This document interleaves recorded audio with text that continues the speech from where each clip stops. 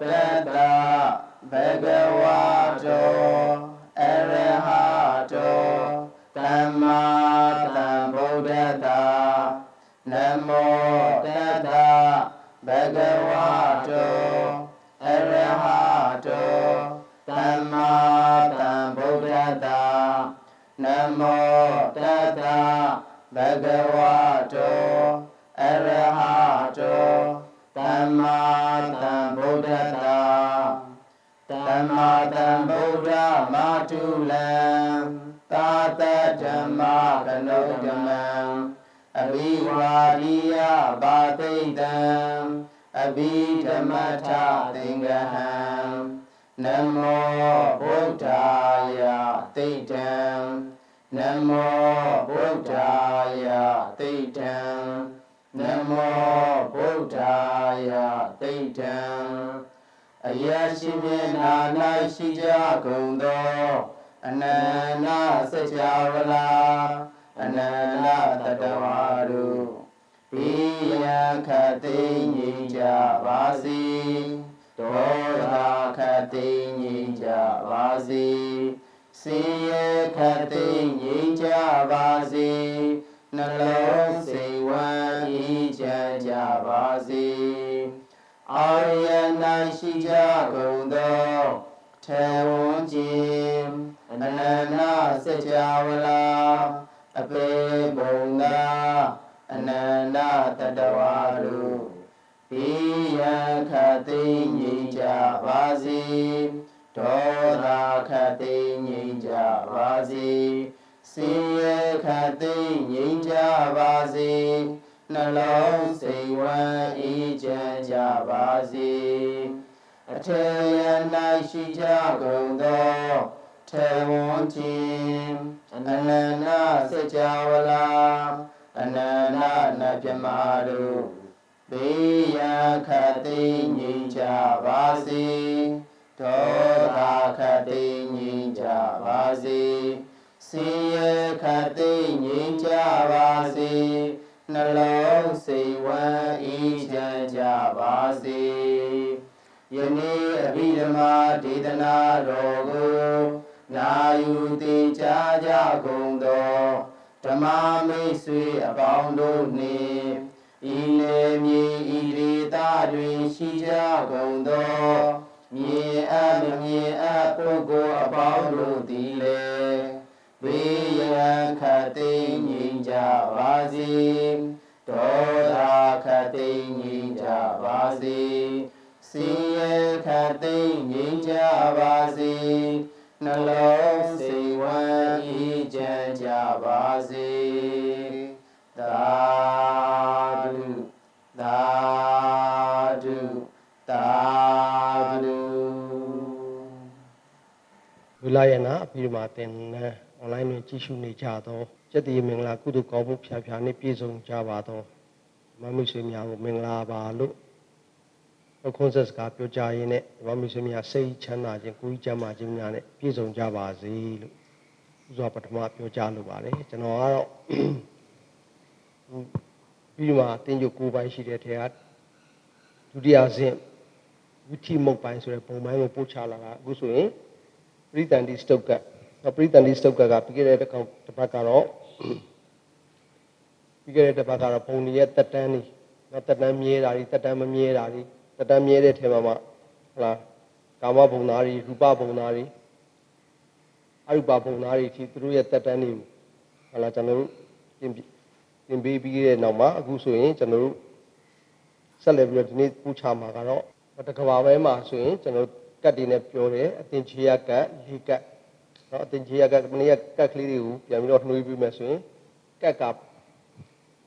lý miu xí đấy các lý miu à bà đi xuống ayuka andraka tình chia các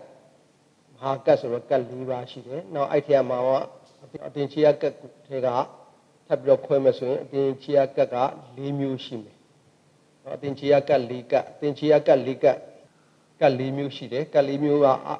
tất số các chang ayuka tất số các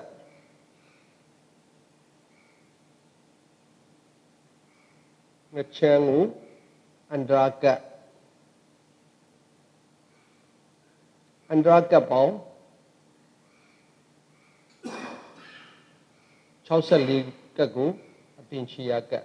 အသင်္ချေယကတ်၄မျိုးကို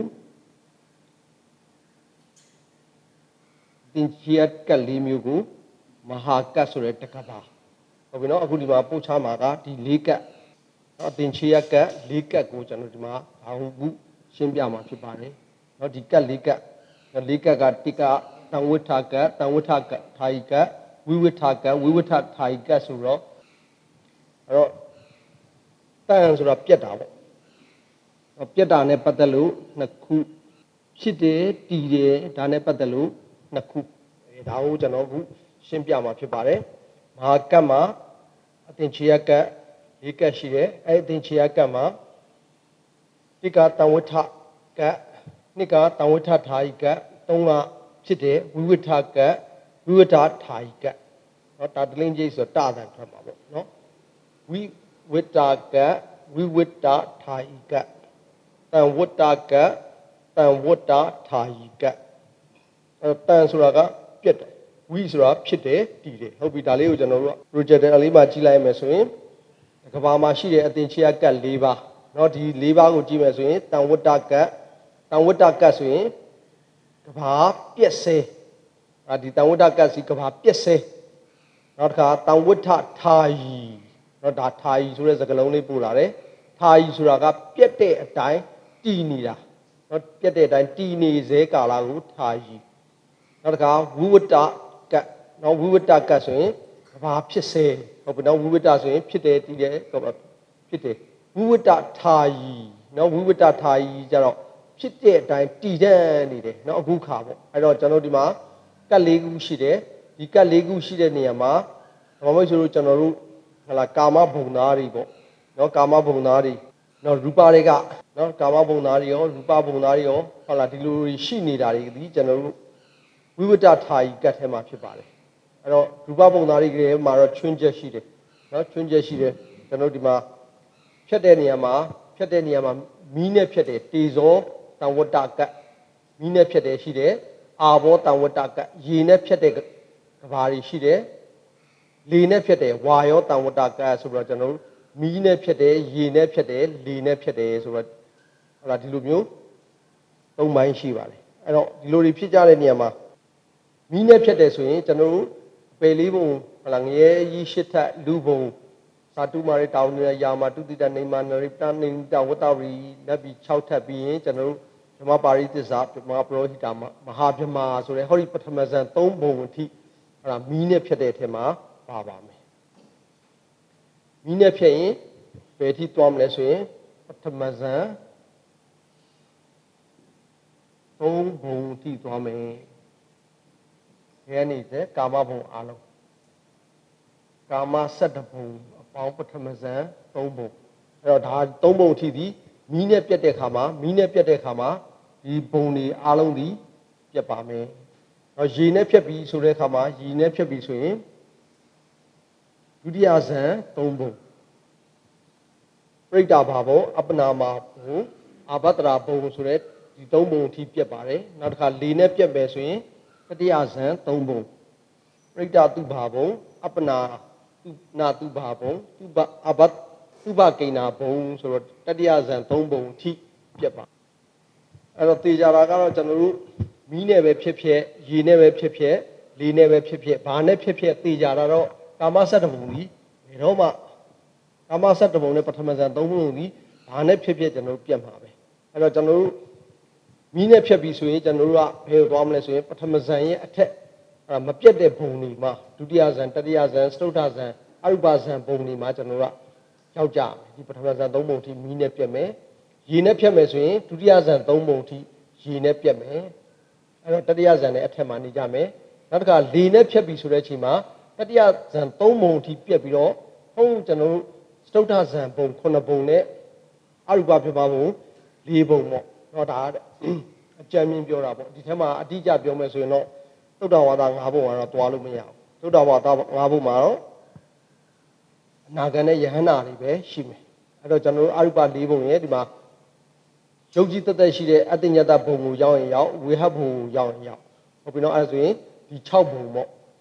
နော်ဒီ6ဘုံမှာကျွန်တော်တို့ဖြစ်ကြရမယ်ဒါလေးနဲ့ဖြစ်တဲ့အခါဟုတ်ပြီနော်အဲ့ဒါဒီနေ့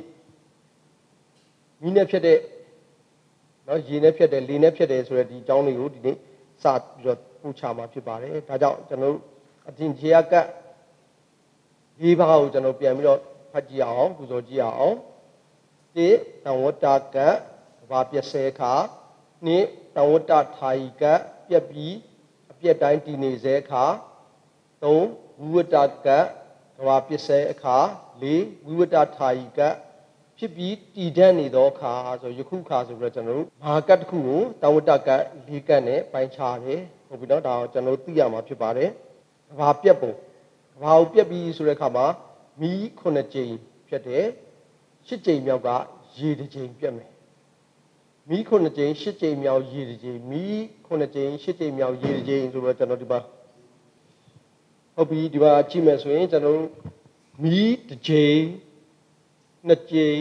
3ကြိမ်4ကြိမ်5ကြိမ်6ကြိမ်9ကြိမ်မီး9ကြိမ်ဖြတ်ပြီးတဲ့အချိန်မှာ10ကြိမ်မြောက်မှာဖြတ်မှာရေနဲ့ဖြတ်မှာဖြစ်ပါတယ်ဟုတ်ပြီနော်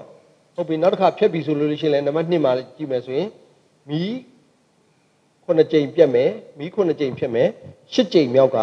ရေဖြတ်မှာဖြစ်ပါတယ်အဲ့တော့ဒီတိုင်းပဲတတိယအကြိမ်လည်းဒီတိုင်းပဲမီး9ကြိမ်ရေတစ်ကြိမ်မီး9ကြိမ်ရေတစ်ကြိမ်မီး9ကြိမ်ရေတစ်ကြိမ်ဆိုပြီးတော့ကျွန်တော်တို့ဒီတိုင်းပြတ်သွားလိုက်တာရေဖြတ်တဲ့အကြိမ်ဒီတစ်ကြိမ်2ကြိမ်3ကြိမ်4ကြိမ်5ကြိမ်6ကြိမ်9ကြိမ်10ကြိမ်မြောက်မှာလေနဲ့ဖြတ်ပါတော့မယ်ဟုတ်ပြီနော်အဆိုရင်ပြန်ရှင်းပါမယ်မီးဖြတ်တဲ့ကြိမ်ဒီတစ်ကြိမ်2ကြိမ်3ကြိမ်4ကြိမ်5ကြိမ်6ကြိမ်9ကြိမ်ထိမီးဖြတ်မယ်10ကြိမ်မြောက်ဒီရေနဲ့ဖြတ်မှာဖြစ်ပါတယ်ဒီတိုင်းပဲပြန်ဖြတ်မယ်ဆိုရင်မီးတစ်ကြိမ်ကနေမီး9ကြိမ်ဖြတ်မယ်10ကြိမ်မြောက်မှာရေဖြတ်မယ်တတိယမှာလည်းဒီတိုင်းပဲမီး9ကြိမ်ပြီးရင်ရေ10ကြိမ်မြောက်မှာရေဒီတိုင်းပဲသွားလိုက်တာ10ကြိမ်လောက်9ချိန်ထိပေါ့9ချိန်ထိမှာ10ကြိမ်မြောက်ကရေနဲ့ကြီးပဲတောက်လျှောက်ဖြတ်မှာပါဟုတ်ပြီနော်10ကြိမ်မြောက်ဖြစ်တဲ့အချိန်မှာတော့မီး9ကြိမ်ဖြတ်ပြီးတဲ့အချိန်မှာလေတစ်ကြိမ်ပဲဖြစ်ပါမယ်နော်အဲ့လေတစ်ကြိမ်ပဲဖြစ်တဲ့အချိန်မှာကျွန်တော်တို့ဒီကဘာကြီးစီ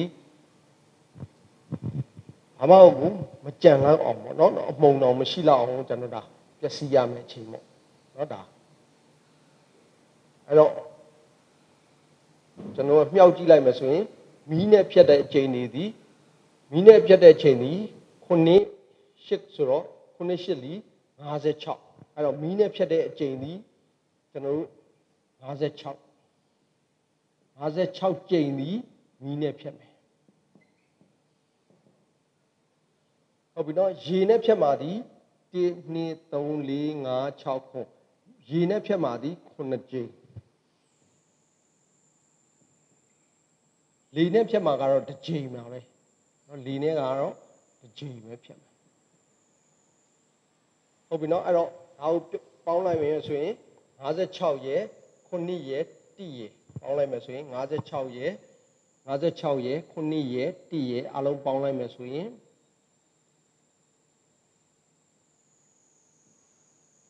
64ဘာပါလဲဆိုရင်အန္တရာကဟုတ်ပြီနော်ဒီအန္တရာကဒီဘာဖြစ်မလဲတိအတင်ချေရဘုန်းကြီးများဒီထီရှင်းပါလားဟုတ်ပြီနော်အဲ့တော့ဒီမှာအားလုံးအာယုကဒီတက်ကဆုတ်ကတ်မှာတစ်ချမ်းအန္တရာကဒီတက်ကဆုတ်ကတ်နှစ်ချမ်းဟုတ်ပြီနော်အတင်ချေရကတ်64ကတ်ဒီအန္တရာက64ကတ်ဒီတိအတင်ချေရကတ်နော်လေးအတင်ချေရကတ်ဒီမဟာကတ္တကအဲ့တော့ဒီမှာတဝဋ္ဌဆိုတာဒီတော့မီးနဲ့ဖြတ်တယ်ဟုတ်ပြီနော်မီးနဲ့ဖြတ်တယ်ရေနဲ့ဖြတ်တယ်တဝဋ္ဌကဆိုပြတ်တယ်တဝဋ္ဌထာယီပြတ်တဲ့အတိုင်းတည်နေတယ်ဝိဝတ္တကဖြစ်တယ်ဝိဝတ္တထာယီဖြစ်တဲ့အတိုင်းတည်တယ်ဆိုတာဒါကဒီထဲမှာအခုတဝဋ္ဌကကိုပြောမယ်ဆိုရင်တိတဝဋ္ဌအထင်ကြီးရကတ်တစ်ခုကိုပြောမယ်ဆိုရင်တိ တိအတင်ချီရကတ်မှာဆိုရင်အန္တရာကတ်ပေါင်း64ကတ်ရှိမယ်အဲ့ဒီ64ကတ်ကိုဘယ်လိုတွေဖြတ်သွားမလဲဆိုရင်မီးနဲ့56ကြိမ်ရေနဲ့9ကြိမ်လေနဲ့1ကြိမ်ပေါင်းရင်64အန္တရာကတ်ဆိုတော့တိအတင်ချီရကတ်ဒါကပြက်တဲ့ဟုတ်လားကဘာကြီးကိုပြက်မဲ့ကတ်တန်ဝတ္တကတ်ထဲမှာရှိနေတဲ့အန္တရာကတ်ပေါင်း64ကတ်ဖြစ်ပါတယ်ဒီလိုဖြတ်တဲ့အချိန်မှာမီးနဲ့ဖြတ်တယ်ဆိုရင်တေဇောတန်ဝတ္တကတ်နော်မီးနဲ့ဖြတ်တဲ့တေဇောတန်ဝတ္တကတ်ဆိုရင်ကာမဆက်တဘုံအကုန်လောင်မယ်ပထမဇန်ဗြဟ္မပါရိသစ္စာဗြဟ္မပရောဟိတာမဟာဗြဟ္မာဆိုတဲ့ပထမဇန်3ဘုံအထိဒါသည်မီးနဲ့ဖြတ်မယ်ဟုတ်ပြီနော်နောက်တစ်ခါရေနဲ့ဖြတ်တော့အခါဟုတ်ပြီနော်ရေနဲ့ဖြတ်တော့အခါမှာဘယ်ဒီပြတ်မလဲဒုတိယဇန်3ဘုံအထိနော်ဒုတိယဇန်3ဘုံအထိဆိုတော့ဒီအောက်ကကာမဆက်တဘုံလည်းပါမယ်ပထမဇန်3ဘုံလည်းပါမယ်ဘယ်ထိသွားမလဲဒုတိယဇန်3ဘုံနော်ပရိဒဘဘုံအပနာဘာဘုံအဘဒရာဘုံဆိုတဲ့ကျွန်တော်တို့ဒုတိယဇန်3ဘုံအထိရေနဲ့ပြတ်မယ်ဟုတ်ပြီနောက်တစ်ခါလေနဲ့ပြတ်တယ်နော်လေနဲ့ပြတ်တဲ့ဆိုတဲ့အချိန်မှာဝါယောတံဝတ္တကတ်ဝါယောတံဝတ္တကတ်မှာလေနဲ့ဖြတ်ပြီးဆိုရင်တတိယဇန်3ဘုံအထိဒါပြတ်ကြမှာဖြစ်ပါတယ်ဟုတ်ပြီနော်ဒါဆိုရင်ကျွန်တော်တို့ဒါအခုကျွန်တော်ရှင်းပြသွားတာကအတင်ချီယကတ်၄ကတ်ထဲမှာတံဝတ္တကတ်မှာမီးနဲ့ဖြတ်သွားတာနော်မီးနဲ့ဖြတ်တဲ့အကြောင်းပေါ့နော်တံဝတ္တကတ်ထဲမှာပါနေတဲ့အန္တရာကတ်64ကတ်နော်64ကတ်ဒါမီးနဲ့ဖြတ်သွားတာကိုကျွန်တော်ရှင်းပြခြင်းဖြစ်ပါတယ်ဟုတ်ပြီအဲဆိုရင်မဟာကတ်တစ်ခုမှာအတင်ချီယကတ်၄ကတ်ရှိတယ်အဲ့၄ကတ်ကတံဝတ္တကတ်တံဝတ္တထာယိကတ်ဝိဝတ္တကတ်ဝိဝတ္တထာယိကတ်ဆိုတော့၄မျိုးရှိတယ်အဲ့၄ကတ်ကတကဘာဖြစ်တယ်အဲ့ထဲကမှတံဝတ္တကတ်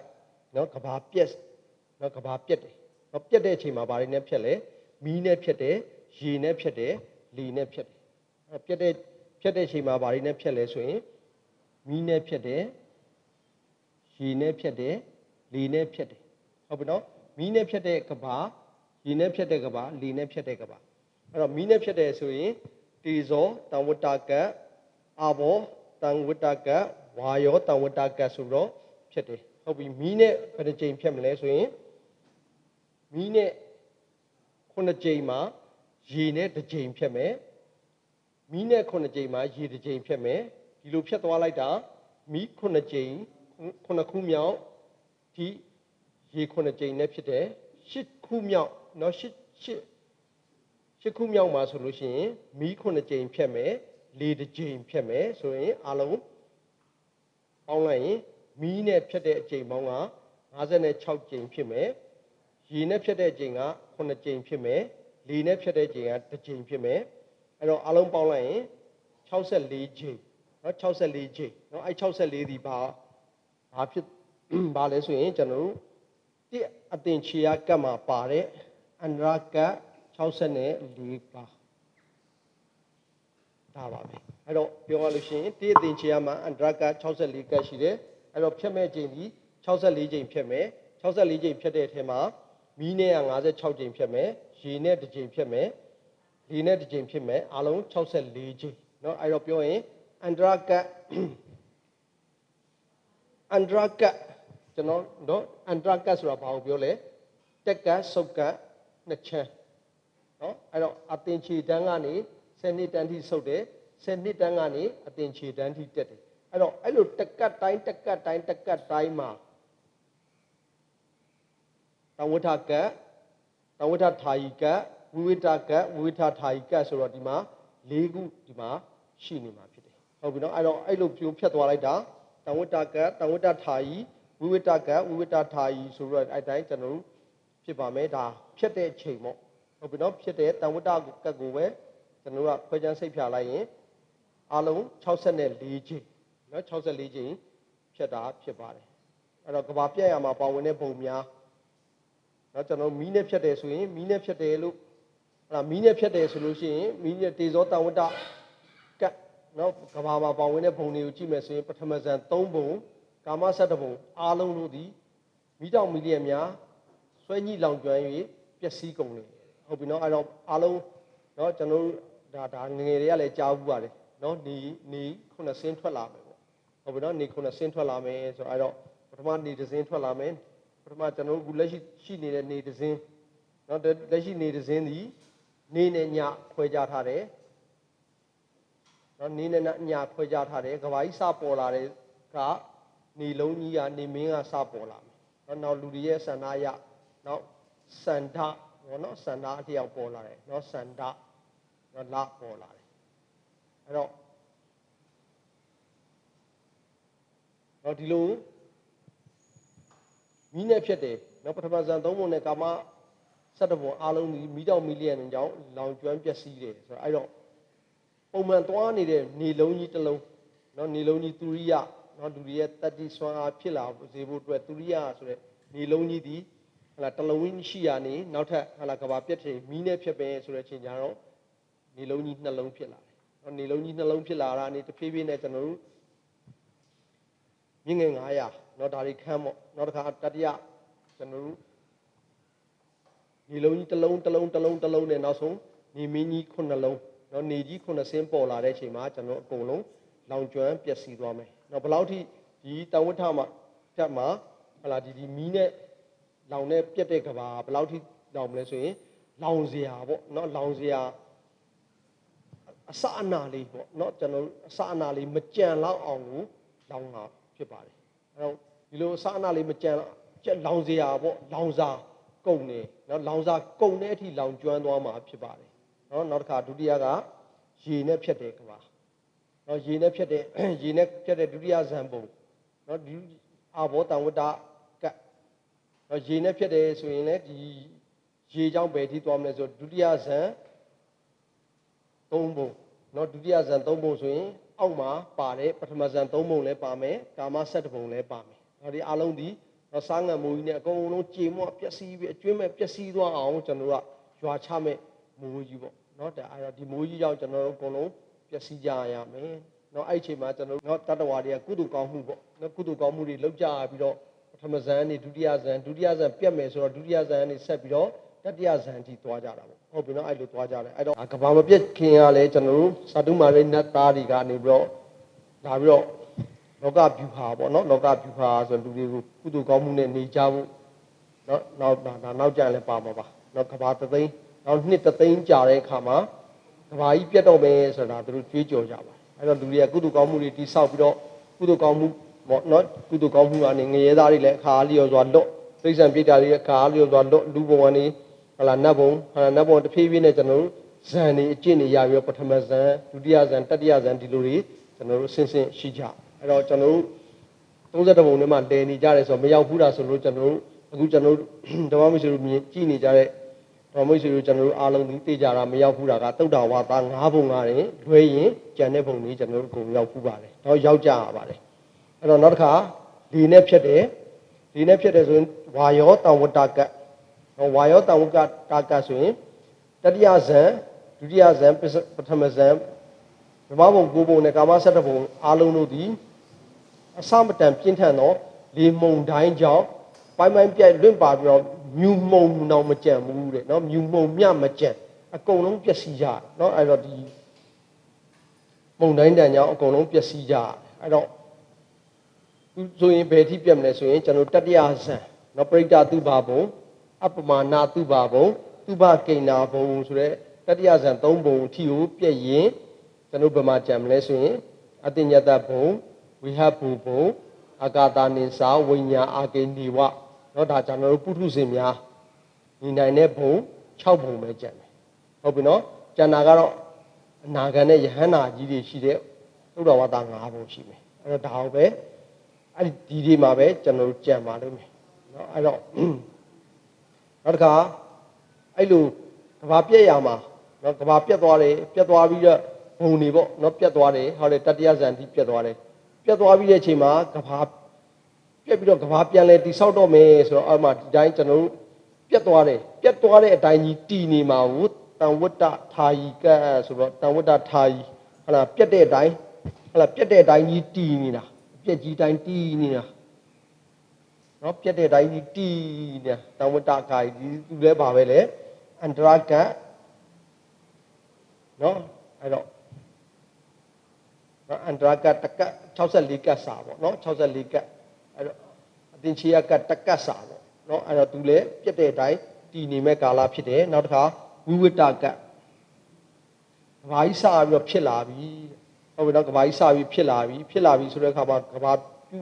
မိုးကြီးပြန်လဲရွာတာပေါ့ဟာလာကဘာပြုမိုးကြီးရွာတာပေါ့အဲ့တော့ကဘာပြုမိုးကြီးရွာပြီးတဲ့အချိန်မှာကျွန်တော်ဒီမှာတတိယဇန်၃ဘုံအထိထား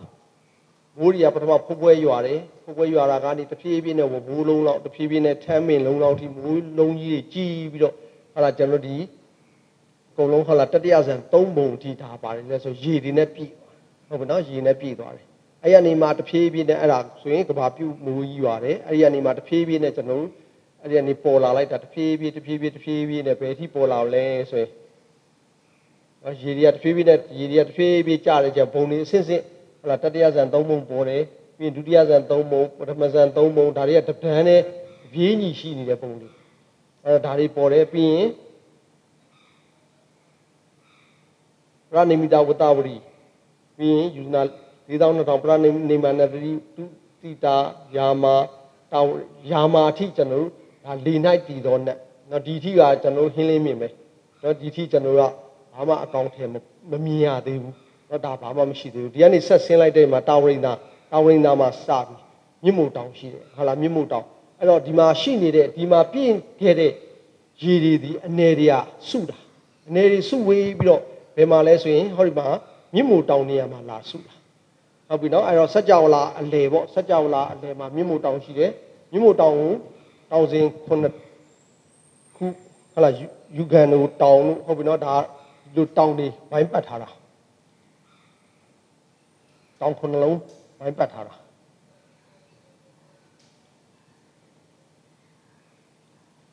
အဲ့တော့ဒီလိုတောင်တွေခုနှလုံးအဲ့တော့ဒီမှာတောင်ရင်တောင်လဲမှာစာတူမာတွေ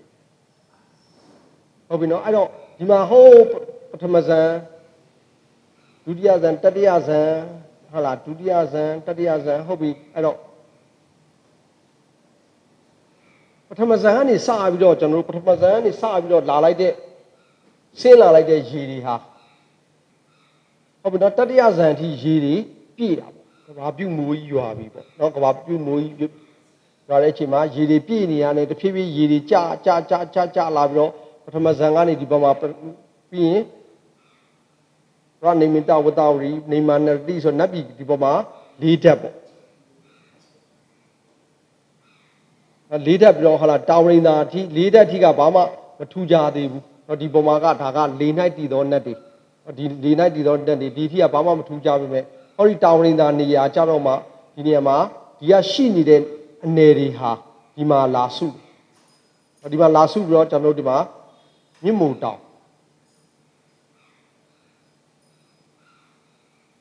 မြင့်မို့တောင်ထိပ်မှာစုတယ်အဲ့မှာတာဝရိန္ဒာနတ်ဘုံပေါ်လာတယ်နောက်တာဝရိန္ဒာရဲ့ရေတွေဆက်ဆင်းလာတယ်နောက်တစ်ခါသာတုမာတွေဘုံပေါ်လာတယ်နောက်အဲ့မှာယူဂန်တို့တောင်ကြီး9တောင်ပေါ်လာတယ်နောက်ပြီးတော့မြစ်ကြီး9သွဲအိုင်ကြီး9အိုင်နောက်မြစ်ကြီး9ဆင်းအဲ့တော့ဒါတွေပေါ်လာပါတယ်နောက်ပေါ်လာပြီးတော့မြင့်မို့တောင်ပြီးရင်ဒီမှာလူဘုံပေါ့လူဘုံပေါ်လာတယ်လူဘုံမှာတူတွေရှိလဲဆိုရင်ပိတ္တာအတူရကယ်တွေဟလာတိရစ္ဆာန်တွေဒါတပြင်းထဲမှာကျွန်တော်လူဘုံမှာသူတို့လာနေကြတယ်ပြီးရင်ကျွန်တော်တို့ကလူဘုံကနေဟလာပန်တုပြီးရင်တိလာဆိုကြောက်ဟုတ်ပြီနော်အဲ့အောက်မှာမှရေဒုပြီးရင်လေဒုကျွန်တော်ဒီတိုင်းဒီနာပေါ့လို့တဖြည်းဖြည်းနဲ့ကျွန်တော်တို့ဘုံတွေပေါ်လာကြပြီးတော့အဲ့ဘုံတွေမှာတဖြည်းဖြည်းနဲ့ဒီပေါ်မှာရှေ့ကရောက်နေနေတဲ့ပြမာကြီးတွေပေါ့ဟလာရှေ့ကကျွန်တော်တို့ရောက်နေနေတဲ့ပြမာကြီးတွေရှိတယ်ရှေ့ကကြိုတင်ပြီးတော့ရင်ထဲကကြိုတင်ပြီးတော့ရှိနေတဲ့ပြမာကြီးတွေရှိသလိုဟလာနောက်မှဟလာကဘာပြက်ခံနီးမှပြက်နီးမှဖြစ်ကြတဲ့ပြမာတွေလည်းရှိပါတယ်เนาะအဲ့တော့ဒီချိန်မှာတက်တန်းပြည့်နေတဲ့ပြမာကြီးတွေဒီဟလာတက်တန်းပြည့်နေတဲ့ပြမာတွေပေါ့ခုနပြောခဲ့တဲ့အတ္တညတဘုံတို့ဝေဟဘုံတို့ အကာသနိစာဝိညာဉ်နိစာအကိနိဝဆိုတဲ့အရူပ၄ပုံဒီကဗြဟ္မာကြီးတွေဒီတက်တန်းပြည့်ကုန်တဲ့အခါမှာတဖြည်းဖြည်းနဲ့ပုံတွေမှာပြန်ပြီးဖြစ်ကြတယ်ဖြစ်ကြပြီးတော့ကျွန်တော်တို့နောက်ဆုံးလူပုံပေါ့နော်လူပုံမှာရောက်လာကြတယ်နော်လူပုံမှာရောက်လာကြတဲ့အခါမှာသူတို့ဒီဗြဟ္မာဇန်ဆွမ်းအားတွေနဲ့နေလာကြတာဖြစ်တဲ့အတွက်ယောက်ျားမိန်းမမသေးခွဲဘူးမပေါ်ဘူးပေါ့ယောက်ျားအင်္ဂါမိန်းမအင်္ဂါမရှိဘူးအဲ့တော့ဒီလိုယောက်ျားအင်္ဂါမိန်းမအင်္ဂါမရှိဘဲနဲ့ကျွန်တော်တို့ယောက်ျားကြီးတွေပုံစံတော့ဗြဟ္မာကြီးတွေရဲ့ပုံစံအတိုင်းဒီမှာဖြစ်လာကြတယ်နော်ဖြစ်လာကြတာအနေမှာဒီမှာကျွန်တော်တို့နှုံးတင်မြေနုပေါ့နော်အဲ့တော့နှုံးတင်မြေနုမှာဖြစ်လာတာကြတဲ့အပေါ်ရံမြေလွှာပေါ့အဲ့အပေါ်ရံမြေလွှာလေးကိုကျွန်တော်တို့စားကြည့်တယ်စားကြည့်တဲ့အချိန်မှာအဲ့တော့ဒီမှာကျွန်တော်တို့ဇံကိုသွားတဲ့အချိန်မှာဒီမှာကျွန်တော်အာယုန်တွေပေါ့ကာမဂုဏ်အာယုန်၅ပါးအဲ့ဒါရူပါယုန်တတ္ထာယုန်ခန္ဓာယုန်ရတ္တာယုန်ဟောတပါယုန်ဆိုတော့ဒီကာမဂုဏ်အာယုန်၅ပါးရှောင်ပြီးတော့မှဇံတွေရကြတာလေဟုတ်ပြီနော်အဲ့တော့လူပုံတွေကဘာဥဒုတွေဖြစ်ကြပြီဆိုယောက်ျားမိန်းမမသေးခွဲဘူးမသေးခွဲတာကနေပြီးတော့ဖြည်းဖြည်းနဲ့ကြာလာပြီးတော့သူတို့ဒီမြေလွှာပေါ့မြေလွှာမြေစီအစီနှစ်ကလေးကိုဒါလေးကိုကျွန်တော်တို့စားကြည့်တယ်စားကြည့်တော့အရသာအရန်ကောင်းပါတယ်တဲ့เนาะအရသာအရန်ကောင်းတဲ့ခါမှာစားရင်နဲ့ဒါလေးကိုတို့ကြည့်ရင်နဲ့ကျွန်တော်အာယုံ၅ပါးထဲမှာရတ္တာယုံပေါ်မှာစပြီးတော့နှစ်သက်လာပါเนาะရတ္တာယုံပေါ်မှာနှစ်သက်လာပြီဆိုတဲ့ကဒီမှာဘာဖြစ်လာပြီလဲဆိုရင်လောဘတဏှာဖြစ်လာပါပြီအဲ့တော့တယောက်ကဒါလေးကိုစားကြည့်တော့သဘောကျတယ်စားရင်နဲ့ဟုတ်လားလောဘတွေဖြစ်လာတယ်ဒီလိုမှာစားတော့ကကျွန်တော်တို့ဒီမှာကျင်ကြီးကျင်နေစွန့်ဖို့ဟိုမှသဘာဝတွေလည်းမပါဘူးဓာရတွေလည်းဟုတ်လားဒီကျင်ကြီးကျင်ငယ်ဓာရတွေလည်းမပါဘူးအဲ့ရနေဒါတွေကိုစားရင်လည်းလောဘတဏှာကြောင့်ဒီရတ္တယုံပေါ်မှာတက်မဲ့ပြီးတော့ကျွန်တော်တို့တဏှာတွေဖြစ်လာတဲ့အချိန်မှာဟုတ်လားဒီမှာစားထားတာတွေကိုအစာမကြေနိုင်တော့ဘူးเนาะအစာအရင်ကတော့ပီတိနဲ့ပဲဇံအာယုံနဲ့ပဲနေတယ်အဲ့ရနေလောဘတဏှာကြောင့်ဟုတ်လားအစာတွေစားလာတဲ့အချိန်မှာအစာစားဖို့စွန့်ဖို့လိုတဲ့အချိန်မှာအဲ့တော့ကျင်ကြီးပေါက်တွေကျင်ငယ်ပေါက်တွေကွဲလာတယ်အဲ့တော့ဓမ္မဘုံကိုမရောက်ခင်ကကြိုက်နှစ်သက်တဲ့အာယုံပေါ့နော်ယောက်ျားကိုကြိုက်တဲ့ယောက်ျားရဲ့အာယုံကိုကြိုက်ထားတဲ့သူသည်ယောက်ျားဖြစ်လာတယ်မိန်းမရဲ့ရူပါယုံကိုကြိုက်နှစ်သက်သူတွေမိန်းမဖြစ်လာတယ်အဲ့တော့တယောက်နဲ့တယောက်မတူကွဲပြားလာတယ်နော်မတူကွဲပြားလာတဲ့ပုံမှာဒီမှာတယောက်နဲ့တယောက်ဟာလားအဲ့ပါလာပြီပေါ့ရူပါယုံတို့နော်တတ္ထာယုံတို့ခန္ဓာယုံတို့ဖောတပါယုံတို့အကုန်လုံးဒီအာယုံတွေအကုန်ဝင်လာတာဟုတ်ပြီနော်အကုန်ဝင်လာပြီးတော့လောဘဒေါသတွေများလာတဲ့အခါမှာမြေစီလွှာတွေကလည်းအဖြစ်နဲ့အရသာတွေကတော်တော်ဆုံးနော်မြေလွှာကနေမဟုတ်လားမြေစီလေးတွေပေါ့နော်မြေလွှာတွေကွယ်ပြီးဆိုတော့မြေစီလေးတွေပေါ့ဟုတ်လားအဲ့မြေလွှာကွယ်ပြီးဆိုတော့မြေစီကလည်းမလိုင်လုံးလေးတွေလို့သူတို့အရသာရှိပါသေးတယ်တဲ့အဲ့တော့မြေစီကိုလည်းသူတို့စားကြသေးတယ်စားတယ်မြေစီတွေကုန်ပြီနော်မြေစီတွေကုန်ပြီဆိုတော့အဲ့မြေရဲ့ရတာပေါ့နော်ချိုတဲ့ရတာလေးတွေကတဖြည်းဖြည်းမြေစီတွေကွဲပြီးတော့မြေကြီးကကွဲပြီးတော့နောက်ကျွန်တော်ຫນွေချောင်းပေါ့ຫນွေကြိုချောင်းလေးလို့ဖြစ်လာကြတယ်အဲ့တော့ຫນွေကြိုချောင်းလေးတွေလည်းကျွန်တော်စားကြတဲ့ခါနောက်ဆုံးຫນွေကြိုချောင်းတွေပါမရှိတော့ဘူးဆိုတဲ့ခါမှာကျွန်တော်ခွန်မပါတဲ့ကျွန်တော်စပါးနော်တလေးစပါးတလေးဆန်စားပြီးတော့ပေါ်လာတဲ့အချိန်မှာလည်းဟာလာမီးတွေပါနေချက်တာပြုတ်တာမရှိဘူးနော်ချက်ရပြုတ်ရတာမရှိတဲ့ဘူးအဲ့ဒါဒီကြောက်ပအောင်ပဲတင်လိုက်တယ်ဆိုရင်ချက်ပြီးသားအစင်မင်းဖြစ်နေတယ်အဲ့တော့ဒီလိုစားတာရတဲ့နေ့တဖြည်းဖြည်းနဲ့တမဲ့မှုလောဘတဏှာတွေအားကြီးလာလေတဖြည်းဖြည်းနဲ့ဟုတ်လားကောင်းတဲ့အင်ဟာပေါ့နော်ဇန်ကုသိုလ်ရဲ့အာယုန်တွေတဖြည်းဖြည်းနဲ့ကွယ်ပြောက်လာကြတယ်နော်ကွယ်ပြောက်လာကြပြီးတော့နောက်ဆုံးတက်တန်းနေတဖြည်းဖြည်းနဲ့ခုနကပြောအသင်ချီတန်းပေါ့မရေတွက်နိုင်တော့တဲ့အသင်ချီတန်းကနေကျွန်တော်10နှစ်တန်းဒီတဖြည်းဖြည်းနဲ့ကျွန်တော်စုပ်ယုတ်လာတယ်နော်ဒါကကျွန်တော်တို့ကဘာကြီးစပြီးတော့ပေါ်လာတာပေါ့နော်ကဘာပြည့်ရာနေစပြီးတော့ကဘာကြီးပေါ်လာတာပေါ့နော်လူပုံလောကတွေပေါ်လာတာအဲ့တော့ဒီနေရာမှာဒါလေးကိုကြည့်ပဲဆိုရင်စัจ जा မှာရာဖျားမှာထောင်ကဘာမှာသိမ်မောနီယာမှာ9ဖျား12နှစ်မှာမင်္ဂလာဟုတ်ပြီနော်စัจ जा အတက်ကလေးတောင်ကြံခဲ့စัจ जा နော်စัจ जा မှာ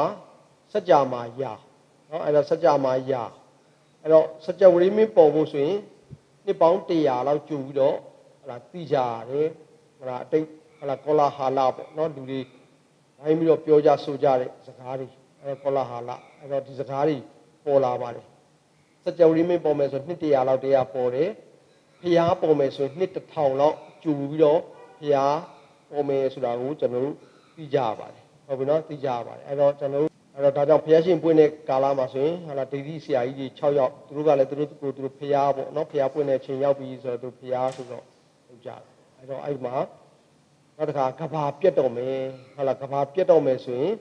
ကဘာပြတ်တော့မယ်ဆိုတော့နှစ်3သိန်းလောက်နော်နှစ်3သိန်းကကြိုတင်ပြီးတော့ကဘာပြတ်မဲ့အကြောင်းကိုလောကဗျူဟာနတ်တို့နော်လောကဗျူဟာနတ်တွေဆိုတာဗျူဟာဆိုတာစီယုံတာစီဝေးတယ်အဲ့တော့လောကဟာလာလောကထဲမှာလှည့်ပြီးတော့ကြွေးကြော်ကြတယ်တဲ့နော်ဒါပါလဲဆိုတော့စာတုမာရိနတ်နော်စာတုမာရိနတ်နော်စာတုဒီမှာကျွန်တော်မြေ၌တည်နေတဲ့စာတုမာရိနတ်တွေပေါ့ဒီနတ်တွေကနေပြီးတော့ကျွန်တော်တို့အနီရောင်ဝစ်စားတွေဝစ်ဟာလာမျက်ရည်တွေကျဟာလာပြီးရင်သပင်ဖာလာကြီးတွေနဲ့ဝိရေစုတွေနဲ့ဟလာရေဆက်လက်ပေါ့နော်အဲ့လိုနဲ့ကျွန်တော်ခွေးနဲ့ကြီးတွေကိုဆွဲပြီးတော့သူတို့လောကထဲမှာလှည့်လည်ပြီးတော့သတိပေးခြင်းအဲ့တော့ကဘာပြတ်တော့မယ်နောက်နှစ်3သိန်းကြာရင်ကဘာပြတ်တော့မယ်ဆိုတာဒါတွေကိုကျွန်တော်ကမြင်ကြအဲ့သူတို့မြင်ကြတဲ့ခါမှာလောကသားတွေဒီကြောက်ရွံ့တဲ့အတွက်လုံးစုံသောတတ္တဝါတွေလုံးစွာထိတ်လန့်နေမစိုးတရားကိုအားထုတ်တယ်နော်ဗြဟ္မဆိုတရားနော်ဗြဟ္မဆိုတရားဆိုမေတ္တာကရုဏာမုဒိတာဥပေက္ခာဆိုတဲ့ဟလာဗြဟ္မာတို့ရဲ့ကျင့်စဉ်တရားမေတ္တာကရုဏာမုဒိတာဥပေက္ခာအဲ့တော့ဒါတွေကိုကြိုးစားအားထုတ်တယ်ကြိုးစားအားထုတ်တဲ့ဘာပြတ်တဲ့ခါမှာကျွန်တော်တို့ကာမဘုံကနေဥပဓမ္မဘုံတွေကိုအစဉ်စဉ်ရောက်ကြရပါတယ်เนาะအဲ့တော့ဇံရမှာဗေမဘုံမှာဖြစ်ရဲ့ဟလာအပယ်လေးဘုံသားတို့လည်းအခါအားလျော်စွာလွတ်ကြရတယ်တဲ့เนาะအခါအားလျော်စွာလွတ်ကြရတယ်เนาะအဲ့ထက်မှာနိတာမိစ္ဆာဒိဋ္ဌိเนาะနိတာမိစ္ဆာဒိဋ္ဌိအာဟိတုကဒိဋ္ဌိအကရိယာဒိဋ္ဌိနတ္ထိကဒိဋ္ဌိဆိုတဲ့ဟလာဒီလိုဒိဋ္ဌိအကြောင်းကိုပယ်တယ်အကျိုးကိုပယ်တယ်အကြောင်းကျိုးနှစ်ပါးစုံကိုပယ်တယ်ဆိုတဲ့ဒီနိတာမိစ္ဆာအယူရှိတဲ့ငရဲသားတွေကတော့တဲ့ဟလာဝီစိငရဲအာယုကမကုံသေးဘူးဆိုရင်တဲ့เนาะအဲ့တော့သူ့ရဲ့တက်တမ်းမကုံသေးဘူးဆိုရင်မပြတ်တဲ့ကဘာကိုပြောင်းပြီးတော့နေကြရတယ်တဲ့เนาะအဲ့တော့ကျွန်တော်ဒီမှာစัจ java လာပေါ့ဟုတ်ပြီเนาะအဲ့တော့စัจ java လာရှိတဲ့ဒီမှာဒီစัจ java လာဒီဒါအလယ်ကောင်တက်တဲ့စัจ java လာဆိုပါတော့အဲ့စัจ java လာဒီစัจ java လာပေါင်း1000စัจ java လာပေါင်း1000ပေါ့เนาะစัจ java လာပေါင်း1000တွဲပြီးတော့ဒီရှိနေတာအဲ့တော့ဒါကစัจ java လာတွေကဘယ်လိုတည်ရှိနေလဲဆိုရင်အထက်အောက်ပေါ့ဘူးဘေးတိုက်ပေါ့เนาะဘေးတိုက်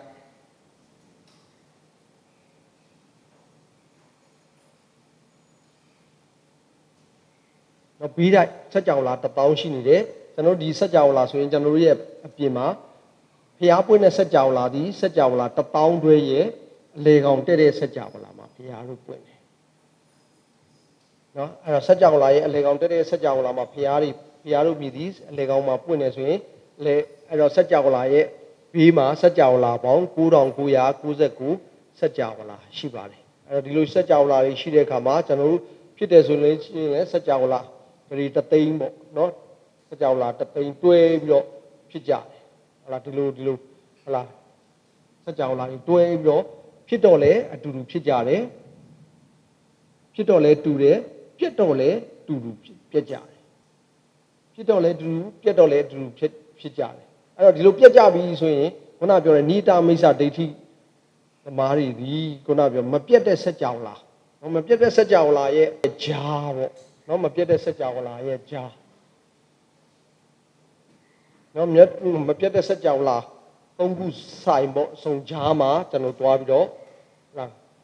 ရဲခံကြရတယ်နော်ဒါကခုနနိတာမိစ္ဆာဒိဋ္ဌိဒါအယူမှားကြတာပေါ့နော်ဒါဒီလိုအယူမှားတဲ့လူတွေကတော့ကျန်တဲ့ပုဂ္ဂိုလ်တွေကတော့ငရဲဘုံကနေလည်းအခါအားလျော်စွာလွတ်ကြရတယ်ကာမဘုံကာမတုဂတိကိုရောက်တယ်လူဘုံနတ်ပြည်ရောက်တဲ့ချိန်မှာလည်းခုနပြောတဲ့သတုမာရိနတ်တို့ကလောဟယူဟာနတ်တွေကကြွေးကြော်မှုကြောင့်ဒါနသီလဘာဝနာကဒီမကပဲနဲ့ဒါနသီလတွေမကပဲဘာဝနာပေါ့မေတ္တာကရုဏာမုဒိတာဆိုတဲ့ဇန်တွေကိုကျင့်ပြီးတော့ဗြဟ္မဘုံမှာရောက်ကြတယ်အဲ့ထက်မှမရောက်နိုင်တာဆိုလို့ကျွန်တော်ဝီစီငရဲကနေတက်တမ်းမကုံတဲ့နိယတမိစ္ဆာဒိဋ္ဌိအယူရှိတဲ့ပုဂ္ဂိုလ်တွေကတော့မပြတ်တဲ့စัจ java လာရဲ့အလယ်မှာသွားပြီးတော့ကျွန်တော်တို့ဖြစ်ကြရပါတယ်เนาะငရဲကိုကဘာပြောင်းပြီးတော့ဆက်ပြီးတော့ခံရပါတယ် ကဘာပြက်ရမှာမပါဝင်တဲ့ဘုံများတဲ့ဟုတ်လားကဘာပြက်ရမှာမပါဝင်တဲ့ဘုံဆိုရင်ခုနကကျွန်တော်ပြောခဲ့ပြီအတ္တညတဘုံရဲ့ဝေဟဘုံရဲ့သုဒ္ဓဝတ္တ5ဘုံပြီးရင်စတုဒ္ဒဇံ9ဘုံပေါ့ပေါင်းရင်စတုဒ္ဒဇံ9ဘုံရဲ့အရုပဗြဟ္မာဘုံ4ဘုံရဲ့ပေါင်းရင်ဒီ7ဘုံဒီမီးနဲ့ဖြတ်တယ်ရေနဲ့ဖြတ်တယ်လေနဲ့ဖြတ်တယ်ဆိုတော့ဒီအဖြတ်3ပါးကနေလွတ်တဲ့ဘုံတွေဖြစ်တယ်ဟုတ်ပြီနော်အဲ့တော့ပြောရလို့ရှိရင်ဒီတတိယဇန်3ဘုံပေါ့ဒီတတိယဇန်3ဘုံကနေစပြီးတော့အောက်ပေါ့နော်အောက်ဒီအကုန်လုံးဒီပြတ်ကြရပါတယ်အဲ့တော့မပြတ်တဲ့ကဘာဒီစတုဒ္ဒဇန်ဟောဒီကနေစပြီးတော့စတုဒ္ဒဇန်9ဘုံရဲ့အရူပဗြဟ္မာဘုံ4ဘုံရဲ့ဘောင်း7ဘုံပေါ့ဒီ7ဘုံကတော့မိဘေးရေဘေးလေဘေးဆိုတဲ့ဒီအဖြတ်3ပါးကနေလွတ်ကြရပါတယ်ဖျားပွင့်မိကဘာဤကြာနမိတ်နော်အဲ့တော့ကဘာဥတေဇမှာတဲ့ဟာလာမောမဟာဘောဓိအပရာဇိတပလင်မြေဥ၌ကဘာလက္ခဏာကြာပေါက်၍နော်ချိုးကြာ၌အပွင့်လျင်ဖျားပွင့်မိနော်အဲ့တော့ဖျားမပွင့်ဘူးဆိုရင်တုံညကဘာဆိုတော့ကျွန်တော်တို့ဒီလိုရှိတယ်အဲ့တော့ဖျားပွင့်မဲ့ကဘာဆိုရင်အတုံညဆိုတာကမရှိဘူးပေါ့နော်ပြတ်သုံးတယ်နော်အဲ့တော့အချီနီးပေါ့အတုံညဆိုတော့အချီနီးမဟုတ်ဘူးပေါ့ဟုတ်ပြီနော်အချီနီးမဟုတ်ဘူးဆိုတော့ဖျားပွင့်မဲ့ကဘာလေးပေါ့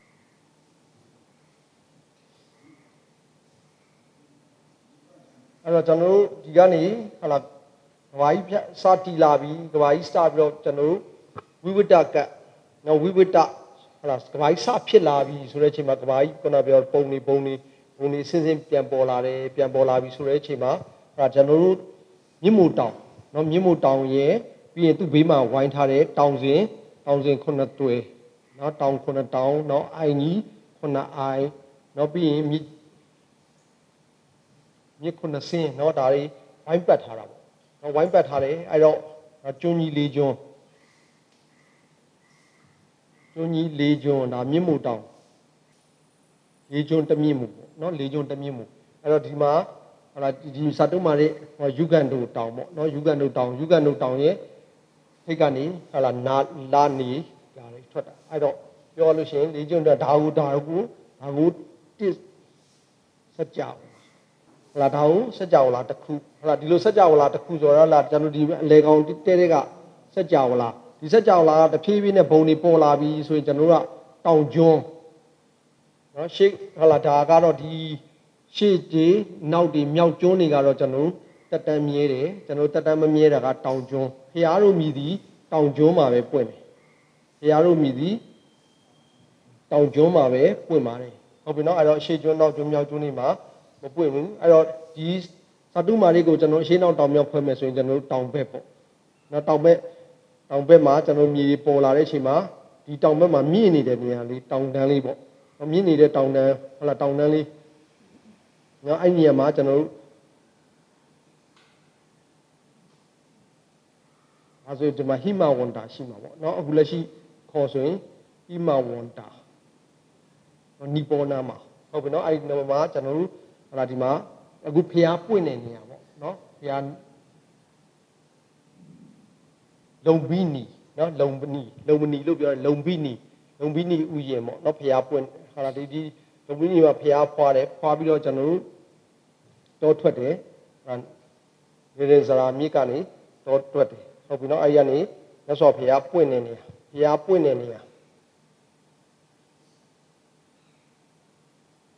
အဲ့ဒီနေရာမှာကျွန်တော်ဒီမြတ်တဲ့မြေပေါ့နော်ဖျားဟာလာကျွန်တော်ဒီနေရာမှာပဲဖျားပွင့်တဲ့နေရာနော်ဖျားပွင့်တဲ့နေရာနော်ရာဇဂျူပေါ့ဂယာနော်ဂယာဒေသ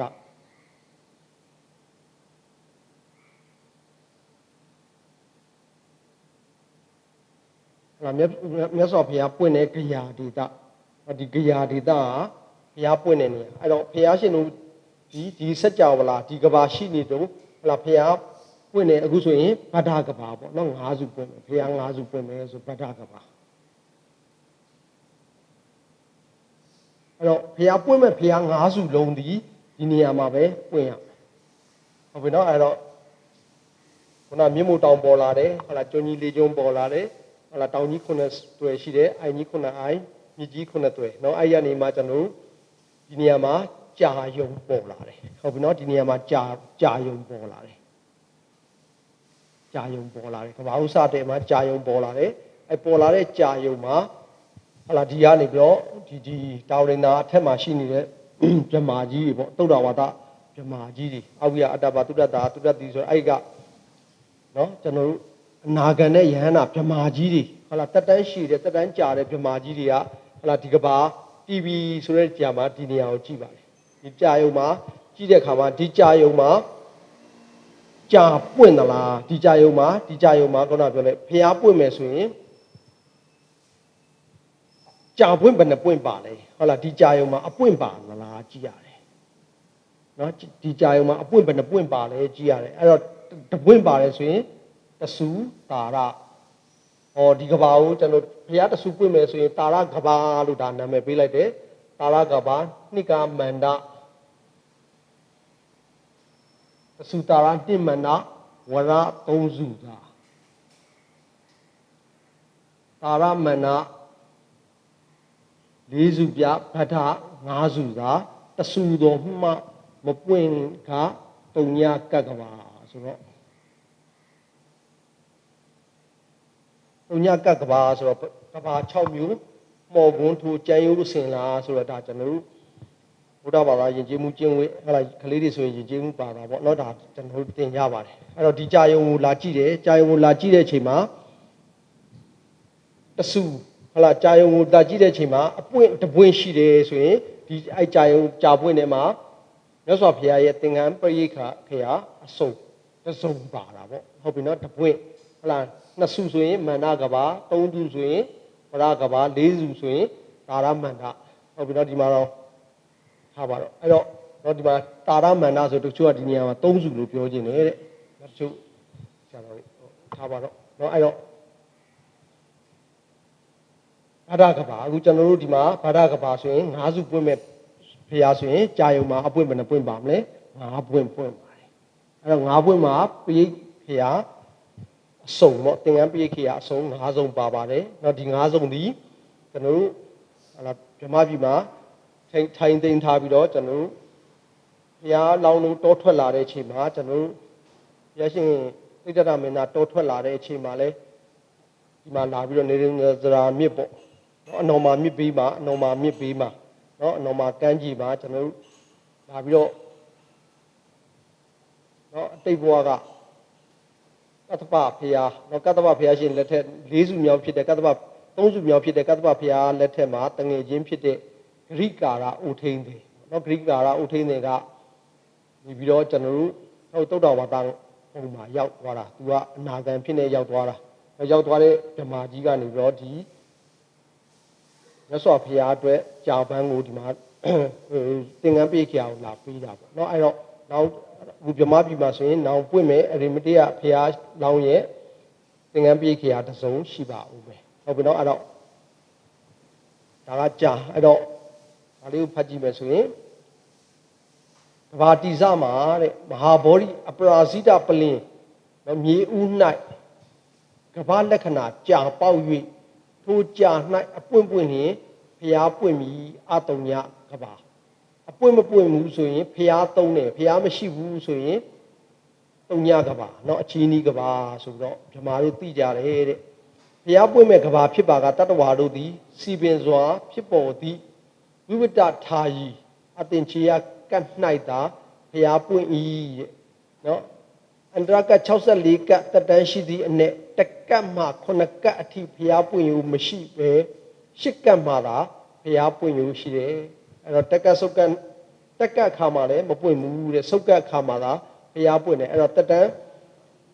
တသိန်းနဲ့เนาะတတန်းတသိန်းနဲ့အထက်လည်းမပွင့်ဘူးတတန်း100တန်းရဲ့အောက်မှာလည်းဖျားရှင်တို့မြည်စီပွင့်ယူထုံးစံမရှိပါဘူးတဲ့ဟုတ်ပြီเนาะအဲ့တော့ဒါဘာကိုပြောချင်တာလဲဆိုရင်ဟုတ်လားကျွန်တော်တို့တဝိထကတ်ဝိဝိတကတ်ဆိုရင်ကျွန်တော်တက်ကတ်ဆုတ်ကတ်တွေတစ်ကနေဟိုးမှာ64ကတ်အထိကျွန်တော်တို့ရှိမယ်เนาะဒါကိုဘာလို့ခေါ်လဲဝိဝိတထာယီအဲ့တော့ဖြစ်တဲ့အတိုင်းတည်နေတာဟုတ်လားကဘာကြီးဖြစ်တဲ့အတိုင်း တီနေပြီဆိုတဲ့ကနော်တီနေတဲ့ကတ်က64ကတ်64အန္တရာကတ်နော်64အန္တရာကတ်ရှိနေမယ်အဲ64အန္တရာကတ်ထဲမှာဘုရားရှင်တို့မြည်သည်တစ်ကနေ9ကတ်အတွင်းမှာ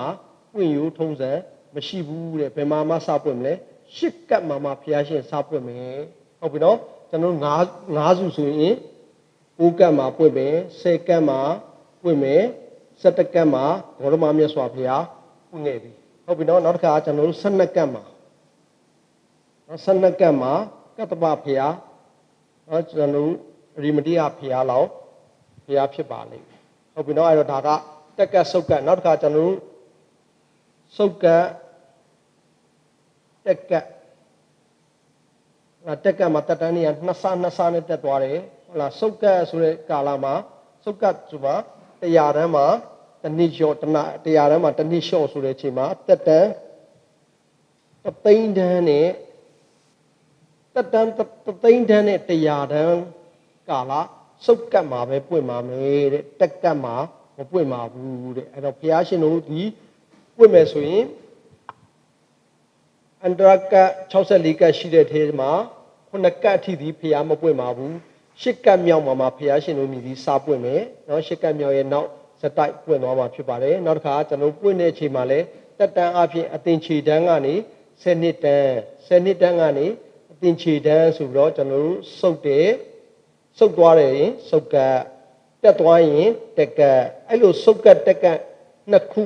ဘောနော်နှစ်ခုကိုကျွန်တော်အန္တရာကတ်တက်ကတ်ဟုတ်ပြီနော်အဲ့တော့စုတ်ကတ်ဆိုရင်အာယုကတ်တစ်ချမ်းဒါဆိုရင်တစ်ချမ်းဆိုရင်အာယုကတ်ဟုတ်ပြီနော်အဲ့တော့နှစ်ခုပေါင်းလိုက်တော့မှအန္တရာကတ်အဲ့လိုတက်ကတ်စုတ်ကတ်အန္တရာကတ်ပေါင်း9ကတ်အတော်တွင်းမှာမပွင့်ဘူးနော်9ကတ်အတော်တွင်းမှာဘုရားရှင်တို့မြည်သည်မပွင့်ဘူးအဲ့တော့ပွင့်တဲ့အချိန်မှာလဲ3သိန်းတန်းရဲ့အထက်မှာဘုရားရှင်တို့မြည်သည်ပွင့်ရုံမရှိဘူး100တန်းရဲ့အောက်ဟလာ10နှစ်တန်းဟလာဆုပ်ယုပ်သွားတဲ့ကာလဒီမှာလဲဘုရားရှင်တို့သည်မပွင့်ပါဘူးဘယ်ကြားမှာပွင့်မလဲဆိုရင်တက်တန်း3သိန်းတန်းနဲ့100တန်းကြားမှာပွင့်မှာဖြစ်ပါတယ်တက်ကတ်စုတ်ကတ်မှာလဲတက်ကတ်မှာပွင့်ရိုးထုံးစံမရှိဘူးစုတ်ကတ်မှာဘုရားရှင်တို့မြည်သည်ပွင့်ရိုးထုံးစံရှိပါတယ်ဟုတ်ပြီနော်အဲ့ဒါဒါလေးကိုပြောခြင်းဖြစ်ပါတယ်ဟုတ်ပြီနော်ဒါလေးကိုကျွန်တော်တို့ကြည့်လိုက်ရင်ကြာယုံတွင်ဖျားပွင့်မယ်ဟလာဖျားနဲ့ကဘာအမိနော်ကြာယုံမှာပွင့်မယ်ကြာပွင့်ပေါ့နော်ကြာပွင့်တဲ့ဖျားနော်ဖျားရဲ့ကဘာကိုအမိပေးထားတယ်ကဘာအမိပေးထားတယ်ကြာပွင့်ရေတွဲဟုတ်ပြီနော်ဒီလေကပွင့်မဲ့ဖျားအဆူပြီးရင်ဒီဘက်မှာပွင့်တဲ့ဖျားအဆူလိုက်ကဘာတွေကိုအမိပေးပါတယ်တဆူပွင့်မဲ့ဆိုရင်တဆူတာရနှစ်ဆူပွင့်ရင်နှစ်ပွင့်ဆိုရင်မန္တာကဘာ3ပွင့်3စုဆိုရင်ဝရကဘာ4ပွင့်4စုဆိုရင်တာရမန္တာကဘာ5ပွင့်5စုဆိုရင်ဗဒ္ဒကဘာဆိုပြီးတော့ဟုတ်ပြီနော်ဒီမှာကတော့ကျွန်တော်ရေးထားတဲ့အတိုင်းပဲတဆူတာရနှစ်မန္တာဝရ3စုသာတာရမန္တာ4စုပြဗဒ္ဒ5စုသာတဆူတော်မှမပွင့်ကတုံညကကဘာဆိုပြီးတော့ကျွန်တော်တို့ဒီမှာလင်္ကာလေးနဲ့ပေါ့နော်ရှိပါတယ်အဲ့တော့ဘုရားဗရကဘာတွင်ဘုရား5စုပွင့်ရတက်တန်းကိုလည်းကြည့်မယ်ဆိုရင်တက်ကတ်စုတ်ကတ်နော်ရှေးအကိုတော်ဘုရားတွေ4စုပွင့်ခဲ့တယ်ရှေးဟလာအကိုတော်ဘုရားဘောမဘုရားနေကြည့်ရင်3စုနော်အဲ့တော့ပွက်တက်တန်းလေးကိုကြည့်မယ်ဆိုရင်10ကတ်မြောက်တက်တန်းမှာဆိုရင်နှစ်4000တန်းမှာကောက်ကတန်ကုန်ဘုရား9ကတ်မြောက်မှာဆိုရင်လူတက်တန်းနှစ်3000တန်းမှာဘောနာကုန်ဘုရားအန္တရာကတ်10ကတ်မြောက်မှာလူတက်တန်းနှစ်2000တန်းမှာကတ္တဗဘုရားတဲ့ဟုတ်ပြီနော်အဲ့တော့ကျွန်တော်တက်တန်းလေးကိုကြည့်မယ်ဆိုရင်4000 3000 2000ဟုတ်ပြီနော်ဒါဆိုရင်ဂေါရမဘုရားဒီ17ကတ်မြောက်မှာ1000တန်းမှာပွင့်နေတာပေါ့ဟုတ်ပြီနော်1000တန်းမှာဒီမှာလေ4000 3000 2000 1000တန်းမှာပွင့်နေတော့လေပါရမီဖြည့်တာမပြည့်သေးတဲ့အတွက်ကျွန်တော်ဂေါရမဘုရားရှင်ဒီပါရမီဖြည့်တာ100တန်းမှာပါရမီပြည့်တာဖြစ်တဲ့အတွက်ဟလာအန္တရာက17ကတ်မြောက်မှာလူသက်တန်း100တန်းဆိုတော့ဒီဟာဒါကြော်ရင်ကျွန်တော်ကပွင့်လို့မရတော့ဘူးသက်တန်း100ဒါနောက်ဆုံးတန်းမှာ100တန်းမှာဘုရားပွင့်ရခြင်းဖြစ်ပါတယ်အဲ့တော့12ကတ်မြောက်နော်ရေမတိယဘုရားဘယ်တော့ပွင့်မလဲအန္တရာက12ကတ်မြောက်မှာဆိုရင်ဒီဟလာစုတ်ကတ်ကာလရဲ့နှစ်3သိန်းတန်းမှာရေမတိယမြတ်စွာဘုရား ပွင့်တော်မူမည်ဟုတ်ပြီနော်အဲ့တော့ဒီလိုပွင့်တယ်အဲ့တော့ဒါကပြောရင်ဒီရှေ့ကအကိုတော်ဖရာသုံးစုရောနော်ဂေါရမဖရာနေနောက်ကြည့်တဲ့ဗရေမတိယဖရာကိုကြည့်ရင်တက်တန်းရှည်တဲ့ဖရာများဖြစ်ပါတယ်အဲ့တော့ဒီတက်တန်းရှည်တဲ့ဖရာများပွင့်ပြီဆိုတဲ့အချိန်မှာတက်တန်းရှည်တဲ့ဖရာများပွင့်ပြီဆိုရင်တရားဟောတယ်ဆိုရင်ဟုတ်ပြီနော်တရားဟောလိုက်ဟောပြီးရင်တရားတစ်ပုဒ်ဟောပြီးရင်အဲ့ဟောပြီးတဲ့အတိုင်းကိုဝိနည်းတွေဟုတ်လားကျင့်ညာအားထုတ်ကြတယ်အဲ့တော့ကျင့်ညာအားထုတ်ပြီးတော့အဲ့မှာအရိယာတွေဖြစ်ကြနေလိုက်တာဟုတ်လားတစ်လကြာရင်ကြာမယ်တစ်နှစ်ကြာရင်ကြာမယ်နှစ်နှစ်ကြာရင်ကြာမယ်သုံးနှစ်ကြာရင်ကြာမယ်အဲ့ကြာမှနောက်ထပ်တစ်ခါတရားဟောပါဟုတ်ပြီနော်အဲ့တော့ဒီလိုကျွန်တော်တို့ကဟောကြတယ်အဲ့တော့အဲ့ဒီသက်တမ်းရှိတဲ့ဘုရားရှင်ကိုယ်တော်မြတ်ကြီးလဲပြိဋိဘံပြုနော်သူနဲ့ဆိုင်တဲ့သာသနာလဲဝယ်တာပါပဲဟုတ်ပြီအဲ့တော့ကျွန်တော်တို့ဒီဘုရားဘုရားရှင်ကြတော့သက်တမ်းတူတဲ့ဘုရားရှင်ဖြစ်ပါတယ်နော်သက်တမ်းတူတဲ့ဘုရားရှင်ဖြစ်တဲ့အတွက်အနှစ်တရာတန်းမှာပွင့်တယ်ဒါကြောင့်သူဘုရားဖြစ်တဲ့အချိန်မှာလဲဘယ်လောက်မှဖြစ်လဲ35နှစ်မှာဘုရားဖြစ်တယ်35နှစ်မှာပြိဋိဘံပြုတဲ့အချိန်မှာသက်တော်80အဲ့တော့ပြောရင်သူ45ဝါပေါ့နော်45ဝါကာလပတ်လုံးသတင်းသုံးတယ်အဲ့တော့ဘုရားဖြစ်ချိန်ဒီ45နှစ်ပဲရှိတယ်အဲ့တော့45နှစ်ပဲရှိတာဖြစ်တဲ့အတွက်ကျန်တဲ့ဘုရားရှင်ရဲ့တက်တန်းနဲ့ဆိုရင်အများကြီးတူပါတယ်ဒါကြောင့်45ဝါကာလပတ်လုံးဘုရားရှင်ဒီဟလာတနေ့ကိုကျင်းဆက်ချိန်ဒီတနာရီ20လောက်ပဲကျင်းဆက်တော်မူတယ်ဟုတ်ပြီနော်အဲ့တော့တနာရီ20စင်းကျလျှောက်တယ်တနာရီ20ကဖလားသမဘဝင်စားရင်းနဲ့တတ္တဝဝိနည်းတွေချုပ်ဖို့ကြည့်တယ်ဆိုတော့တနေ့မှာဟလာသူ4နာရီလောက်သူပြီးကြသုံးတယ်ကျန်တဲ့အချိန်တွေကတော့တတ္တဝဝိနည်းတွေကိုချွေချွတ်ဟောပြောပြီးတော့တရားပြသပြီးတော့ဟလာချွေချွတ်နေတဲ့အချိန်တွေပဲဖြစ်ပါတယ်ဒါကြောင့်မနေမနာကျွန်တော်တို့ချွေချွတ်သွားတဲ့ဘုရားရှင်ဖြစ်ပါတယ်เนาะအဲ့ဒါနောက်တစ်ခါကျွန်တော်တို့ကအဲ့တော့အသင်္ချေယကတ်เนาะအသင်္ချေယကတ်မှာအန္တရကတ်64ကတ်ရှိတယ်ဆိုတဲ့အချိန်မှာဘုရားပွင့်တဲ့ကတ်ဒီဘယ်နှကတ်ပဲရှိလဲဗဒ္ဒကဘာအများဆုံးပွင့်မှာ9ကတ်ပဲပွင့်တာဟုတ်ပြီနော်ပွင့်မှာပါဒီ1 2 3 4 5ဒီ9ကတ်ပဲဘုရားရှင်တို့ပွင့်တာဖြစ်ပါတယ်အဲ့တော့ဒီ9ကတ်ပဲပွင့်နေဆိုပွင့်တဲ့ဘုရားပွင့်တဲ့9ကတ်ကိုနှုတ်လိုက်ရင်ဒီမှာဘယ်လောက်ကျန်မလဲဆိုရင်50နဲ့ဥကတ်ဟုတ်ပြီနော်အဲ့တော့59နော်59ကတ်ဒီဟလာဒါကဘုရားမပွင့်တဲ့ကဘာဟုတ်တော့ဘုရားမပွင့်တဲ့ကဘာအဲ့ဒါကာလနေတယ်ဆိုရင်သာသနာပကာလသာသနာပကာလဒီ59အဲ့တော့ရှေ့မှာပွင့်ခဲ့တာက9နှစ်ဟလာရှေ့မှာပွင့်ခဲ့တာက9နှစ်နှုတ်လိုက်ရင်လောက်ကြမလဲ52ဟလာ52ရဲ့ရှေ့ကပွင့်ခဲ့တဲ့9နှစ်ရဲ့ဆိုရင်59ကတ်ဟလာကတ်ပေါင်း59ကတ်ပြီးသာသနာပကာလဖြစ်ပါတယ်ဟုတ်ပြီနော်ဒီမှာကြံနေတာတော့9ကတ်ကတော့ရှေ့မှာပြီးခဲ့ပြီနောက်ကြံအောင်မှာကတော့ကျွန်တော်ဒီမှာ12ကတ်ကစပြီးတော့ဒီနောက်ကြံတဲ့ကာလကြီးတစ်ခုလုံးဒီသာသနာပကာလဟလာဒီရှေ့က9ကတ်ကလည်းသာသနာပကာလဟုတ်ပြီနော်အဲ့တော့သာသနာတွင်းမှာရှိမှဒီဟောဒီကတ်9ကတ်တွင်းမှာသာသနာပွင့်ထုံးနေတာဖြစ်ပါတယ်ဟုတ်ပြီနော်သာသနာပွင့်ထုံးနေတယ်အဲ့တော့သာသနာဒါကဘုရားရှင်ပွင့်ထုံးနေဆိုပေမဲ့လည်းအဲ့ဒါဘုရားရှင်ရဲ့ကျွန်တော်တို့ပြောရင်ဗုဒ္ဓဘာသာဖြစ်ခွင့်ရတယ်ဗုဒ္ဓဘာသာဝင်ပေါ့အဲ့တော့ဗုဒ္ဓဘာသာဝင်အဲ့တော့ဗုဒ္ဓဘာသာဝင်ဆိုတော့ဗုဒ္ဓဆိုတော့မြတ်စွာဘုရားရဲ့ဗုဒ္ဓဆိုတိသူပေါ့နော်အဲ့တော့တိသူအဲ့တော့ဘုရားရှင်ရဲ့အဆုံးအမတွေကိုလိုက်နာနေတဲ့သူတွေကိုဗုဒ္ဓဘာသာဝင်လို့ပြောတယ်နော်အဲ့တော့ဗုဒ္ဓသာသနာဆိုတာကြတော့အဆုံးအမ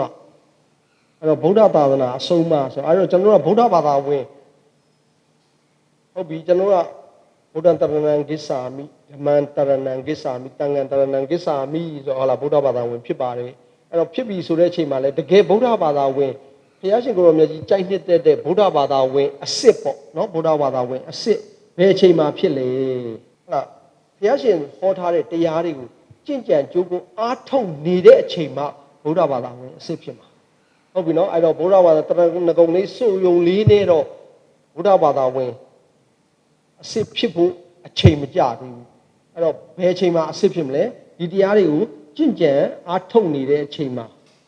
ပရိယတိပရိပတ်တိပရိဝေဒဆိုတဲ့ဒါတွေကိုကြင်ကြံအားထုတ်တဲ့ဒါနသီလဘာဝနာဟလာဒါတွေကိုကြင်ကြံအားထုတ်နေတဲ့အချိန်นี้ဘုရားဘာသာဝင်အစစ်ဖြစ်ပါမယ်တဲ့ဒါကြောင့်ဓမ္မမိတ်ဆွေတို့ကျွန်တော်တို့ကလည်းတန်တိုင်းဒီလောက်ပေါ့နော်ကျွန်တော်တို့ကအချိန်တိုင်းမှာဒါကိုကြင်ကြံအားထုတ်ဖို့မဖြစ်နိုင်သေးဘူးဆိုရင်ဘုရားရှိခိုးတော်မြတ်ကြီးရဲ့ ကျင့်တတ်ဟုတ်လားကျင့်တတ်တဲ့ဗုဒ္ဓဘာသာဝင်အစစ်ဆိုရင်ဒီဟောထားကြားထားတဲ့တရားတွေကိုကြင့်ကြံအားထုတ်နေတဲ့အချိန်ကြီးကျွန်တော်တို့ဗုဒ္ဓဘာသာဝင်အစစ်ဖြစ်တဲ့အဲ့အချိန်ကြီးကျွန်တော်တို့ကဗုဒ္ဓသာသနာတွင်ကာလအစစ်ဖြစ်မယ်အဲ့တော့ဒီဘုရားရှင်သာသနာတွင်ကာလလို့ပြောတယ်ဟုတ်လားဒီမှာ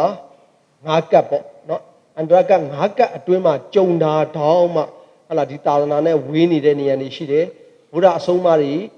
မရှိတဲ့နေရာတွေရှိတယ်ဗုဒ္ဓသာသနာအဆုံးအမတွေရှိနေပေမဲ့ဒီဟာတွေကိုကိုယ်တိုင်က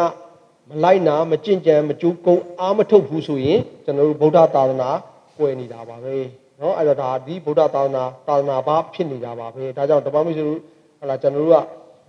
ဒီမှာဟိုကြည့်နေတဲ့ online မှာကြည့်ယူနေတဲ့ဓမ္မမိတ်ဆွေတွေကိုเนาะဒါကြင့်ကြံအားထုတ်နေတော့ပုဂ္ဂိုလ်များသည်ဘယ်မှာကြုံနေလဲသာသနာတွင်မှာကြုံနေပါတယ်